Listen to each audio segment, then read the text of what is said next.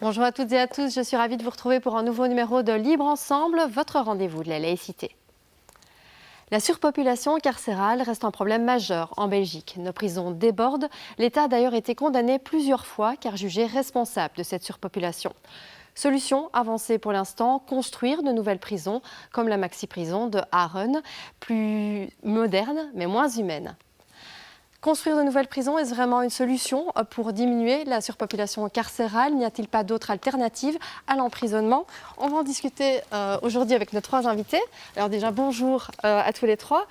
Tout d'abord, Agathe de Brouwer, vous êtes avocate, membre de la section belge de l'Observatoire international des prisons. Vous êtes également assistante en droit pénal à l'Université Saint-Louis. À vos côtés, Jean-Baptiste Godinot, vous êtes donc membre du Haren Observatory. Donc c'est un collectif qui s'est construit autour de ce projet de construction de la prison de Haren. Exactement, oui.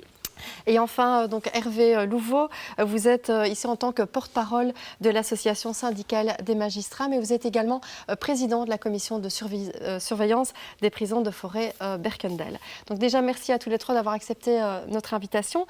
Et avant de vous donner la parole, je vous propose qu'on regarde une petite séquence. C'est un extrait d'un reportage que nous avions réalisé en mai 2016, à une époque où les agents pénitentiaires avaient fait une grève de 2 mois et des associations s'étaient rassemblées devant le palais de justice de Bruxelles pour manifester.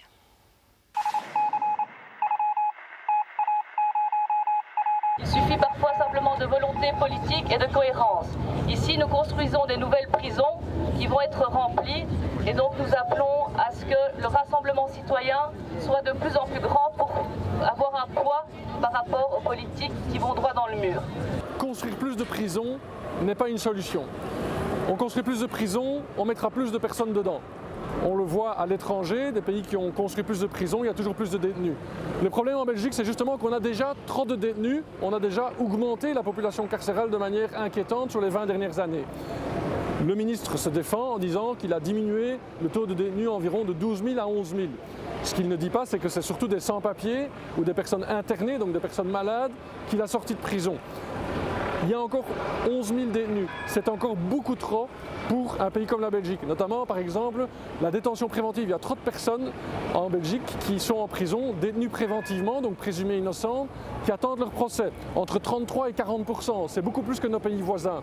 Encore trop de personnes qui n'ont pas leur place en prison. Des toxicomanes, des personnes qui sont malades, qui devraient sortir de prison, où la prison ne sert à rien.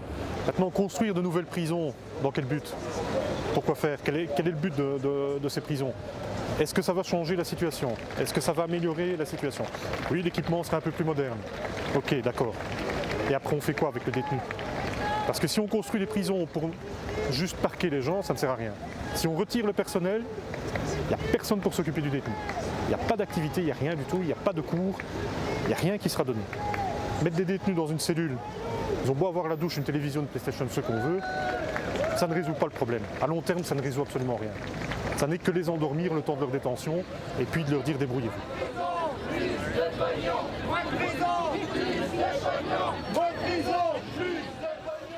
Alors, Agathe de Brouwer, on est presque 3 ans après cette manifestation. Qu'est-ce qui a changé? Est-ce que la situation a vraiment évolué? Non, très franchement, ce que Alexis de Soif expliquait, pour moi, on est dans les mêmes constats aujourd'hui. On est dans le même état d'esprit, en tout cas par rapport au gouvernement qui veut encore construire des prisons, malgré le fait que ça fasse des années qu'on dénonce que plus il y aura prison, plus il y aura de gens dedans. Donc pour moi, l'état des lieux est le même. Alors, une des choses qui est pointée dans l'interview, que pointe Alexis de Soif dans son interview, c'est qu'on est en fait face à une espèce d'inflation carcérale. Donc, il y a de plus en plus de personnes qui sont emprisonnées aujourd'hui, et ce qui entraîne du coup cette surpopulation carcérale. Et donc ça, comment on peut l'expliquer? Alors, il citait par exemple les préventives. Je pense que les chiffres pour 2017, c'est 36% aujourd'hui de personnes qui sont en prison parce qu'ils sont en préventif. Oui. C'est trop pour vous? C'est trop et ça traduit bien l'idée que la prison reste toujours la référence et que quelque part, tout le système pénal actuel tourne autour de cette idée de prison comme ce vers quoi il faut se tourner absolument. Et donc il n'y a pas encore eu, et j'espère qu'il y en aura une un jour, mais il n'y a pas encore eu vraiment de réflexion de fond pour repenser les choses et faire en sorte que petit à petit les prisons se vident et qu'on se tourne vers d'autres voies que toujours celle de la prison. Ouais, des alternatives. Voilà. Alors, on va en parler des alternatives, justement, et notamment des alternatives à la prison de Arennes dont on va discuter. Hervé Louveau, donc, je le disais en introduction, vous êtes président de la commission de surveillance des prisons de Forêt-Berkendal. Aujourd'hui, quelles sont les conditions de vie dans ces prisons? À quoi ressemble la vie dans ces prisons? Alors, la situation de la prison de Forêt, qui était une grosse prison bruxelloise, a été modifiée depuis 2016, donc depuis le moment du tournage de cette séquence. Cette prison, où il y avait à l'époque plus ou moins 650 détenus, il n'y en a plus aujourd'hui que 180. La prison a été divisée par 2 du point de vue des ailes en fonction. Et la situation s'est améliorée dans cette prison-là. Mais le problème, puisqu'on parle de surpopulation, c'est que le trop de détenus qui se trouvait à Forêt a été déplacé, se trouve aujourd'hui à Saint-Gilles, où on se trouve avec environ 850 détenus, ce qui représente une surpopulation de 300 détenus par rapport aux 550 détenus qui forment la population maximum normale de cet établissement. Oui, donc c'est-à-dire que Forêt, où on dénonçait des conditions vraiment insalubres, on a parlé de rats, etc. dans les cellules, enfin vraiment des conditions très difficiles au niveau sanitaire, ça s'est un peu amélioré, mais ça s'est reporté sur un autre problème à Saint-Gilles. Il faut être très nuancé, tout ne s'est pas amélioré malheureusement. On a fermé les ailes les plus sordides, les plus dangereuses du point de vue de la stabilité même des bâtiments. Mais en revanche, on a toujours des problèmes très très sérieux de bâtiments. Toute une série de détenus dans les ailes A et B, des 3 ailes de la prison, vivent sans sanitaire dans leurs cellules, sans eau courante et font leurs besoins dans un seau. Voilà peut-être une petite illustration de ce qu'on vit dans cet établissement. 2019 quand même. On est en 2019. Ouais. Donc on a l'impression, est-ce que ça signifierait qu'il n'y a pas trop d'entrées dans les prisons, pas assez de sorties? Là, est-ce que ça signifie aussi qu'au niveau des magistrats, il y a des pratiques peut-être à changer aussi, à condamner moins directement à des peines de prison? Certainement, certainement.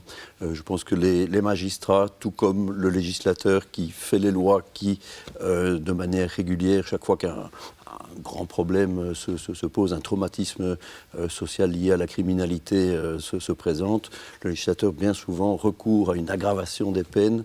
C'est un réflexe qui est presque automatique. Hein. On a vu ça par exemple encore cette année à l'occasion des 2 policiers de ce jeune qui se sont fait tuer à Liège par un détenu en congé pénitentiaire. C'est tout de suite le congé pénitentiaire qui a été mis en cause, alors que peut-être on aurait pu réfléchir autrement et ne pas mettre en cause, en tout cas pour tous les détenus, une formule qui permettait de diminuer la détention. C'est un exemple, mais c'est aussi un problème certainement de magistrats. Les magistrats doivent aussi se former à moins recourir à la détention, et je pense, pour citer quelqu'un qui s'est exprimé récemment là-dessus, le président d'Avocat.be, Jean-Pierre Beul, a exprimé l'idée qu'au fond, la prison est dangereuse, la prison crée le danger, crée la délinquance, la surpopulation pénitentiaire encore plus, puisque plus il y a de surpopulation pénitentiaire, moins il y a d'accompagnement des détenus et de préparation à la sortie, et on se retrouve avec des détenus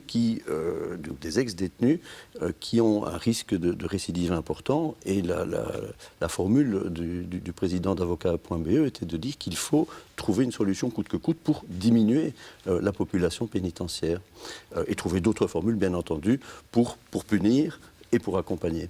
D'accord. Alors la formule qui est trouvée pour l'instant, c'est plutôt construire de nouvelles prisons. Alors on a ce fameux projet de maxi-prison à Arennes, donc on parle de près de 1200 places. Alors Jean-Baptiste Godino, vous faites partie de cet observatoire sur la prison de Arennes, aussi la plateforme pour sortir du désastre carcéral.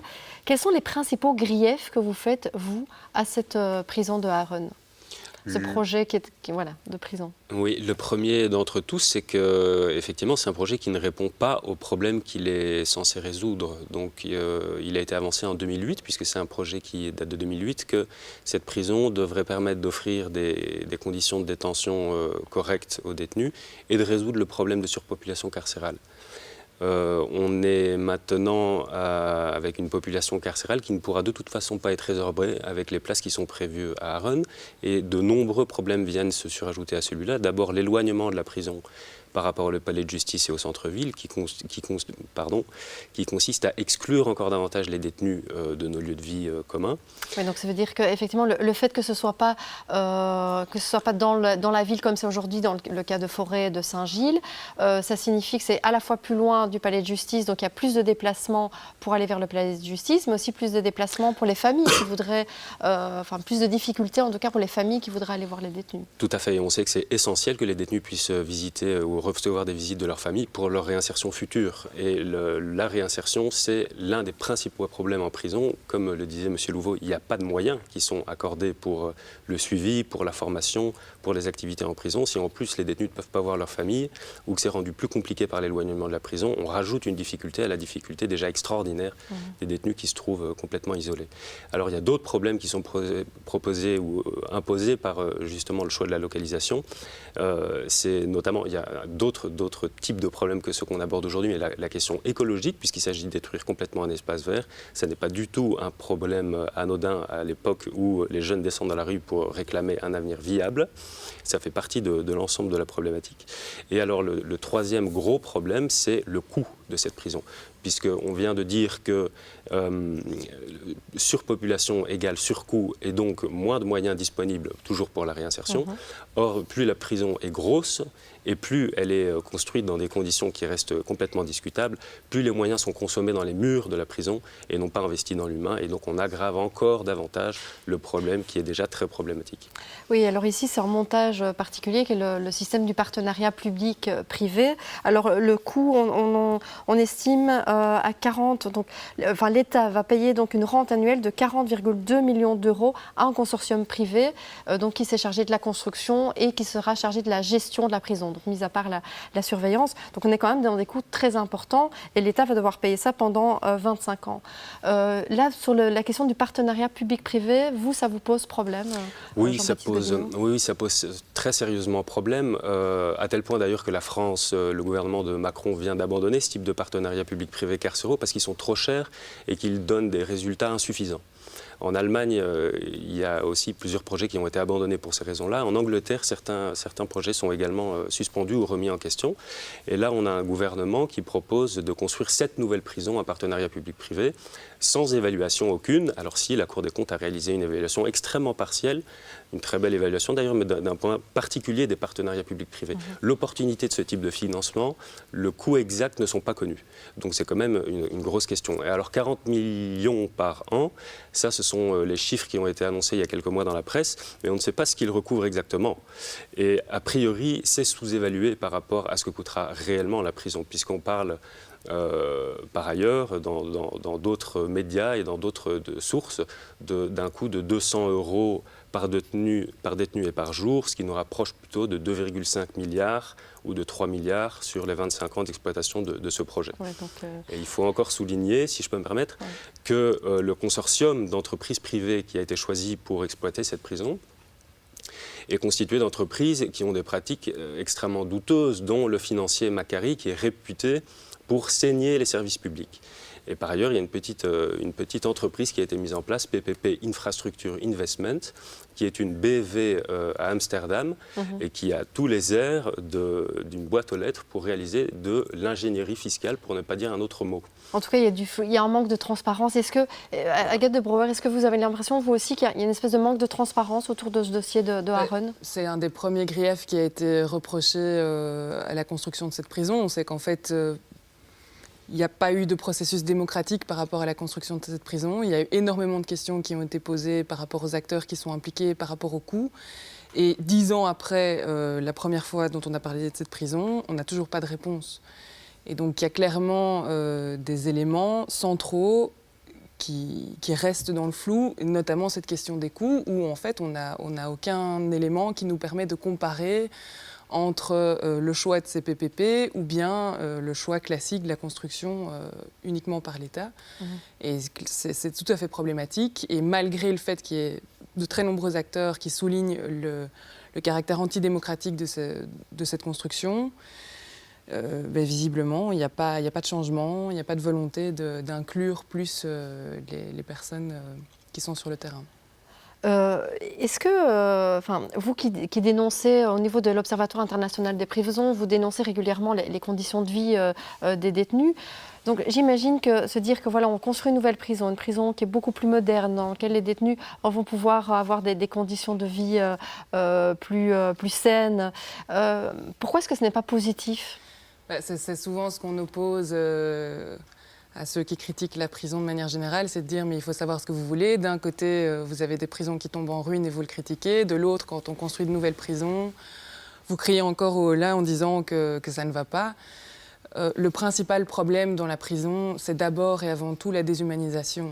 Et cette déshumanisation, on l'a autant dans une prison qui tombe en ruine que dans une prison flambant neuve où un détenu est enfermé la plupart du temps entre quatre murs, et même s'il a une télé, une douche et un téléphone dans sa cellule, ça n'empêche pas qu'il est dans un isolement qui empêche une reconstruction, qui le coupe du monde extérieur et qui fait que très certainement, quand il sortira, parce que tous les détenus sortent un jour, il y a de grandes chances qu'il recommence.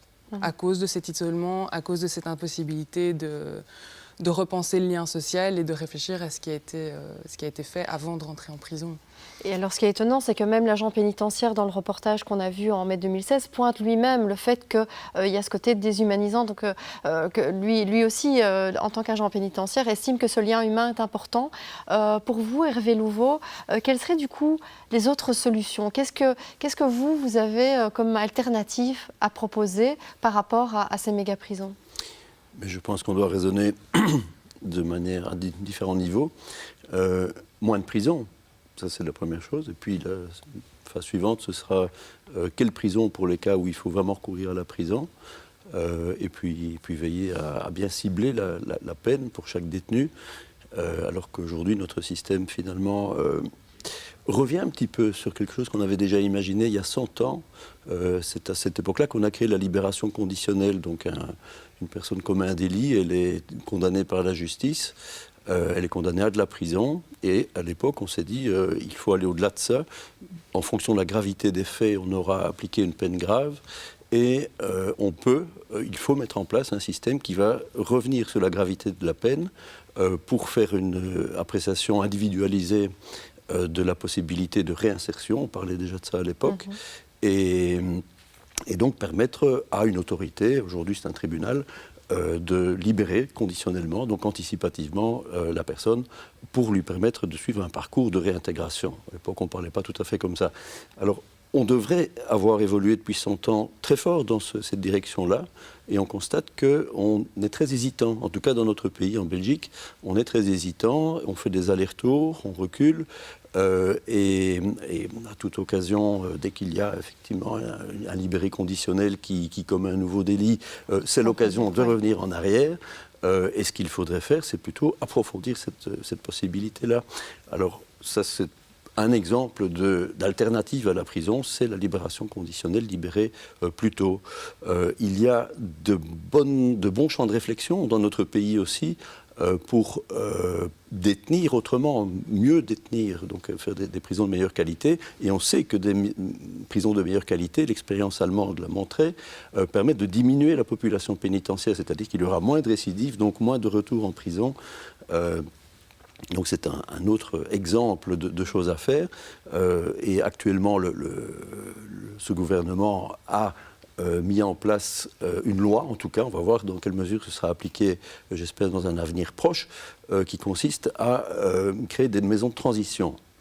Pour l'instant, on parle d'une centaine de places pour tout le pays, c'est pas beaucoup, mais qui permettrait en tout cas qu'avant la fin de la peine, le détenu puisse être détenu dans une petite prison. Or, c'est très important d'avoir des petits établissements dans lesquels on est mieux pris en charge par un personnel qui est moins tourné vers la sécurité, la sécurisation des lieux et beaucoup plus vers...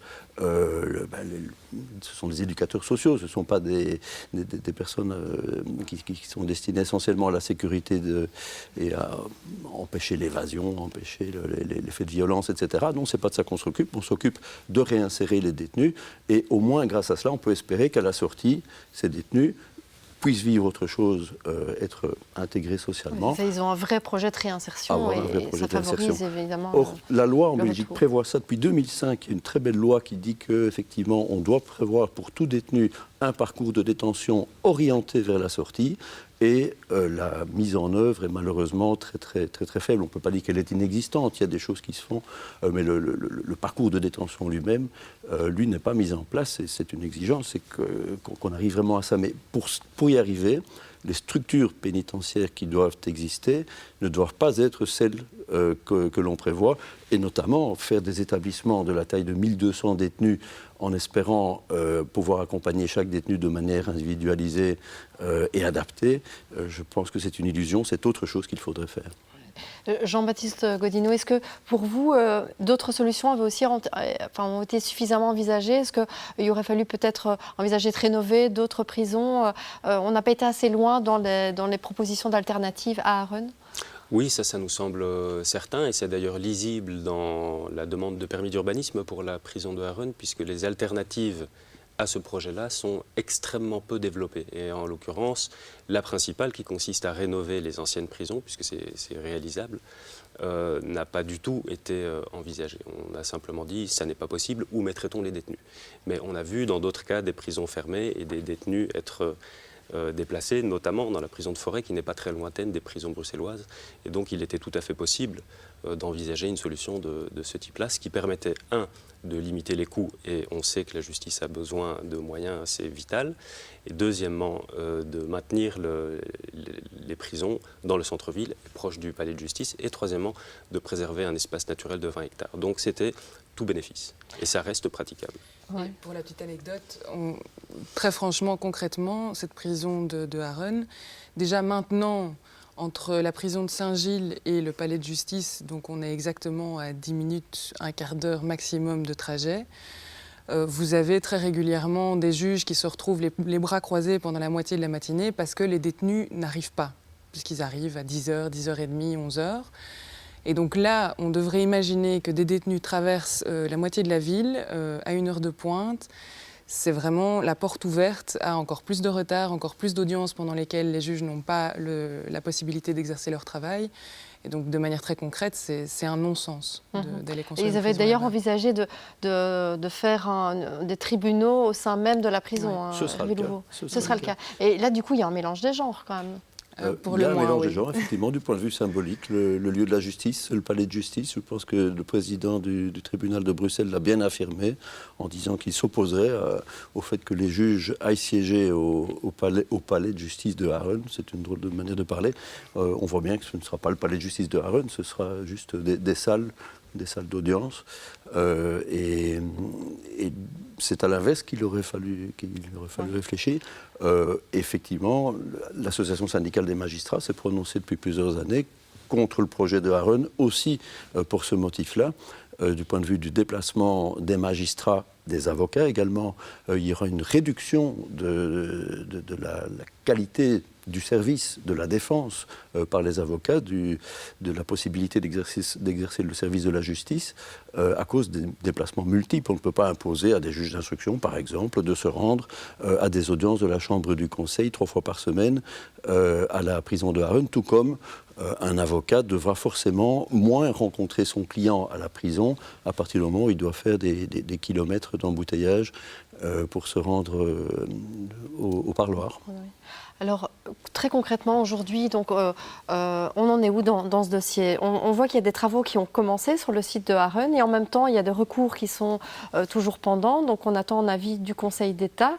Jean-Baptiste Godino, est-ce que vous pouvez nous dire en quelques mots où on en est aujourd'hui dans la situation, à la fois du côté des autorités et du côté de l'opposition à ce projet?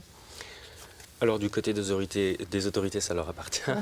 Du côté des opposants, je ne peux pas parler certainement au nom de tout le monde. Il y a une grande dynamique qui s'oppose à ce projet de prison avec de nombreuses associations, dont l'Association syndicale des magistrats et l'Observatoire international des prisons et de nombreux autres. Alors les recours qui ont été introduits sont arrivés à leur fin pour certains. Il en reste 2 qui sont pendant au Conseil d'État. C'est le recours contre le permis d'urbanisme et le permis d'environnement. Et donc nous avons décidé collectivement de communiquer à ce sujet dernièrement en disant que que l'auditrice du Conseil d'État avait remis un avis qui allait dans notre sens et qui demandait l'annulation des 2 permis. Donc la procédure consiste, avant que les magistrats prennent une décision, à demander l'avis à un auditeur qui se prononce sur le dossier et que les magistrats décident de suivre ou pas. Généralement, c'est suivi, mais pas toujours. C'est la liberté, bien entendu, du magistrat. L'avis du Conseil d'État, l'avis officiel. Voilà. Donc il est malaisé de discuter de ça puisque la procédure est en cours devant la justice. Néanmoins, nous avons décidé de communiquer parce que CAFASO, donc le groupe de multinationales commandité par l'État, a décidé d'avancer les travaux. Et semble-t-il, ou peut-être, c'est une hypothèse, pour mettre les magistrats devant, après, le fait accompli que la zone verte n'existe plus, que les travaux ont commencé, qu'il n'est donc plus possible ou nécessaire d'annuler les permis. C'est ce que nous redoutons. Effectivement, les travaux continuent d'avancer alors que les permis, l'annulation des permis est demandée par l'auditrice du Conseil d'État. Donc on est dans une situation assez compliquée où un projet critiqué de toutes parts, qui continue de baigner dans une opacité préoccupante, repose sur 2 permis qui sont menacés d'annulation prochaine, et pourtant les travaux commencent. Donc c'est une situation ubuesque. Ouais, mais ça montre aussi, et si on sait qu'il y a des indemnités qui seront dues aux constructeurs si jamais ça ne se fait pas, donc là on parlait tout à l'heure de dépenses financières et de coûts de ce projet, mais on sait que si jamais le projet s'arrête demain, le coût sera important aussi pour l'État. C'est l'argument massu, mais ça montre bien à quel point c'est l'État lui-même qui se met finalement dans les problèmes. C'est toujours l'argument de dire oui mais si on arrête tout alors il faudra payer pour rien. Oui, sauf qu'il faut mettre ça en balance avec toutes les dizaines d'années pendant lesquelles il faudra payer et puis surtout ça a des implications qui vont bien au-delà des coûts et donc la réflexion sur le projet doit se faire non seulement au niveau des coûts mais au niveau aussi de tout ce qui est impliqué par rapport à une prison de 1300 personnes et de tout ce qu'on expliquait au niveau concret. Donc voilà, à mon sens, oui, c'est vrai qu'il y aura des indemnités, mais ça montre bien aussi à quel point ces entreprises privées n'ont pas les mêmes intentions qu'une entreprise, enfin que l'État, qui doit viser le bien commun. Oui, ce sont des fonctions régaliennes. Là, on est ça doit rester entre les mains de l'État. On est vraiment dans des intérêts privés. Et on l'a bien expliqué, il y a une de ces entreprises qui est vraiment le vampire qui va se servir dans les biens communs. Et là, on est vraiment là-dedans. En tout cas, donc on arrive déjà à la fin de cette émission. Je voulais juste dire un mot sur le rapport de l'Observatoire international des prisons. Donc c'est un rapport, on va dire que c'est un peu la Bible. Alors on n'est pas vraiment l'émission la mieux placée pour parler de Bible, mais en tout cas c'est vraiment un document qui fait référence sur la situation des prisons en Belgique aujourd'hui. Donc ça c'est sur l'Observatoire international des prisons. Je pense qu'il y a moyen encore de parler longtemps des alternatives et en tout cas on comprend que c'est là-dessus que vous êtes des acteurs de terrain et vous estimez que c'est vraiment là-dessus qu'il va falloir travailler. En tout cas, merci à tous les 3 d'avoir accepté notre invitation. Merci à vous de nous avoir suivis et à très bientôt pour un nouveau rendez-vous de la laïcité.